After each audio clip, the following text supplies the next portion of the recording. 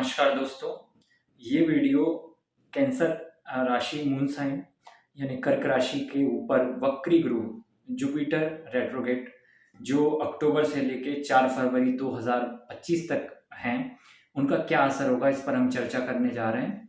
दोस्तों, सबसे पहले हम ये समझते हैं कि जो कैंसर मून साइन है, उनके 11th हाउस में ये रेट्रोगेट जो ट्रांजिट है वो हो रहा है। इसका असर क्या होगा? इसका असर बहुत हद तक उनकी आय और उनके वर्क प्लेस पर पड़ने वाला है। अभी तक जो आपकी आय नहीं खुल रही थी, आपकी अर्निंग को लेकर कहीं न कहीं आप सही ये नहीं चूज़ कर पा रहे थे कि यार मेरा जो काम है, ये मुझे कैसे फ़ायदा दे सकता है। अभी आप एक फ्लो में बढ़े जा रहे थे आगे कि बस चलते जाना है, रुख हवा का जिधर का है उधर के हम हैं। ऐसे आप जा रहे थे, खर्चा हो रहा था। लेकिन अब आप जो सोचेंगे, अब जो आपकी प्लानिंग होगी फ़ेब तक, वो ये होगी कि यार मेरा जो है ये काम मैं कहाँ जाऊँगा आज से आने वाले समय में, उसकी मुझको अभी से तैयारी करनी होगी। तो ये जो कैंसर मून साइन वाले लोग हैं, वो इस समय बहुत ज़बरदस्त, बहुत तगड़ी प्लानिंग करेंगे जिसका सीधा असर उनके काम पर होगा। वो एक तरीके की एक लीडरशिप मोड में आ जाएँगे।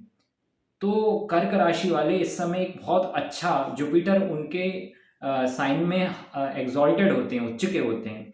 तो कर्क राशि वालों को जुपिटर जो है उनके काम और आय में एक बहुत अच्छा रास्ता दे सकते हैं बहुत लंबे समय के लिए।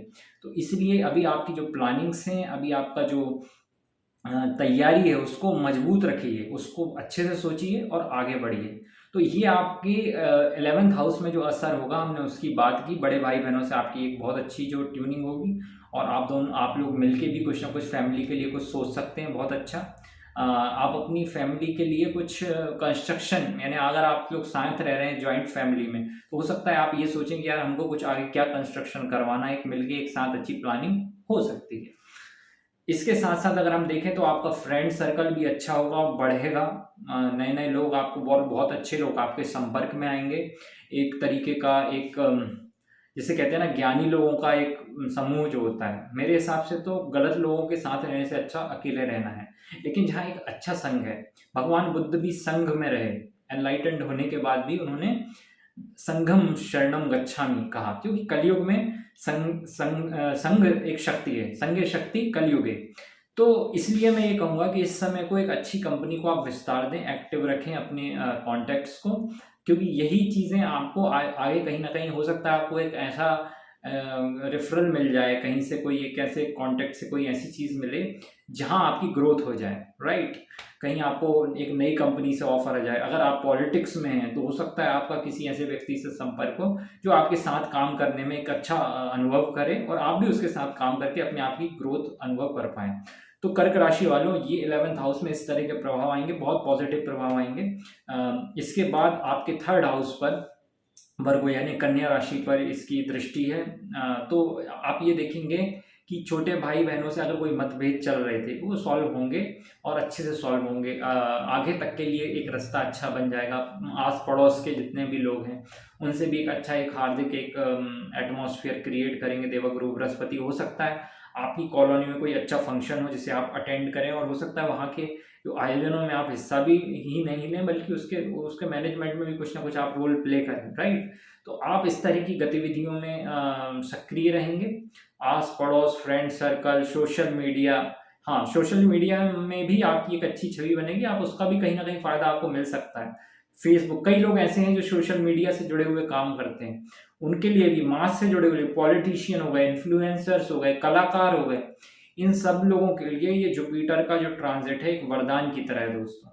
देवगुरु बृहस्पति से ज़्यादा वरदान देने वाले कोई प्लैनेट मैंने देखे नहीं हैं। जब वो देने पर आते हैं, तो बहुत अच्छे तरीके से देते हैं। ये नहीं है कि आपको गिन-गिन के दिया जाएगा। आप चाहें अगर बस बशर्ते आप अपने अंदर से देवगुरु बृहस्पति की तरह जीवन, मतलब एक सकारात्मक, सात्विक सोच रखने वाले व्यक्ति हों, जो लोगों का भला करने की सोच रखता है, उसके लिए तो देवगुरु बृहस्पति कोई कसर ही नहीं छोड़ते हैं।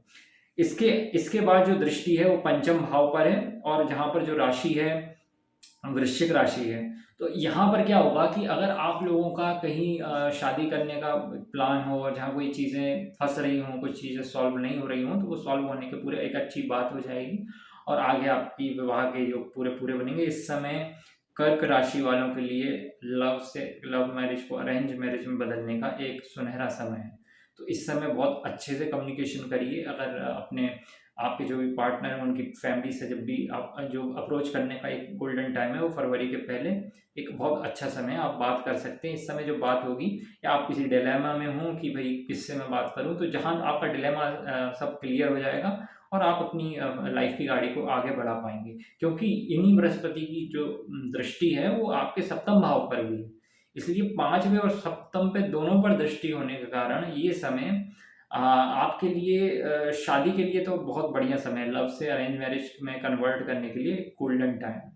तो कुल मिला के ये देखा जाए तो ये पूरी परिस्थितियां जो बन रही हैं बृहस्पति के लिए पावर देना, लाइफ में एक पावर, सेंस ऑफ पावर कहते हैं ना, शिव शक्ति के बिना अधूरे हैं और शक्ति शिव के बिना भी अधूरी है।